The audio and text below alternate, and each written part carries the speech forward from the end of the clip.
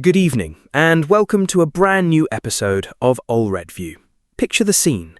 You're sitting in the House of Commons, bracing for another dreary parliamentary debate, when suddenly Lee Anderson stands up and delivers what might just be the most polite yet absolutely savage takedown of a cabinet minister's career, all in just 4 words.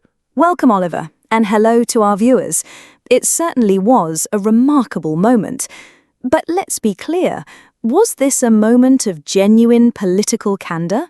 Or was it a perfectly executed piece of theatre from the Reform UK chief?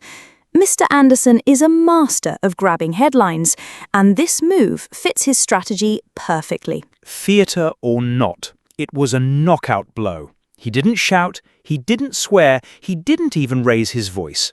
He simply suggested that the Home Secretary, Yvette Cooper, should try a period of silence. Frankly, watching a Home Secretary be told to be quiet in the most parliamentary way imaginable is the kind of political drama that makes you wonder why more people don't watch these debates for entertainment. The point is less about the style and more about the substance of the message, Oliver. Anderson didn't just insult her, he directly linked her silence to better policy outcomes. His words were brutally precise when he said, "Every time the Home Secretary announces a new policy on illegal migration goes up." He's essentially arguing her announcements have become a reverse barometer for success. Exactly, like a weather forecaster who signals rain every time they predict sunshine. But Anderson didn't stop there. He then offered the solution, one that would make most human rights lawyers reach for the emergency brandy. He asked her directly, does she agree with me that the only way to stop the pull factor is to detain, deport, and never allow these illegal migrants to claim asylum in this country? That is what you call cutting through the noise. And that really is the entire problem with Reform UK's platform. Their slogan, detain, deport, and deny, is simple and appealing to some, but it completely ignores the legal complexities and international agreements, like the European Convention on Human Rights.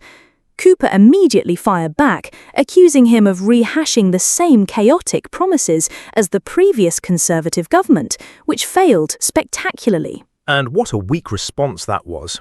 It's like criticising a driver for crashing the car, only for them to point out that the previous driver also crashed the car. It hardly inspires confidence. She then desperately started talking about the one-in, one-out deal with France, a name that sounds more like a policy for a nightclub than a solution to an international migration crisis. The numbers are what truly validate Anderson's argument, and that's the real danger for the government. We're looking at around 29,000 migrants having crossed the English Channel by the end of August 2025, the highest figure on record for this point in a year. So while Cooper talks about a 30% increase in returns of failed asylum seekers, that figure is meaningless if the baseline she started from was near zero. That's the heart of it, isn't it? Anderson isn't just criticising a single policy, he's attacking the government's entire approach. He's saying that Cooper's very presence in the role has become part of the problem, not the solution. His suggestion of a period of silence implied that her doing nothing would be a marked improvement on her current policies. That is the most devastating political insult one can level at a minister. Ultimately, we have a clash of two visions.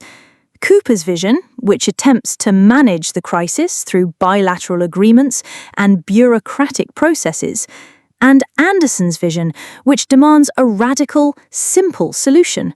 Make the journey impossible and pointless in the first place. He wants to close the road entirely, while she is trying to manage the traffic on it. And that brings us to our question for you at home. With the record-breaking numbers of small boat crossings, which approach do you find more convincing?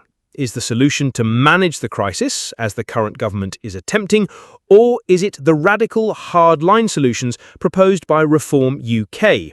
Let us know your thoughts in the comments below. We do read them all. And if you enjoy this kind of in-depth analysis, don't forget to hit that like button and subscribe to the All Red View channel for more content. We'll see you on the next one.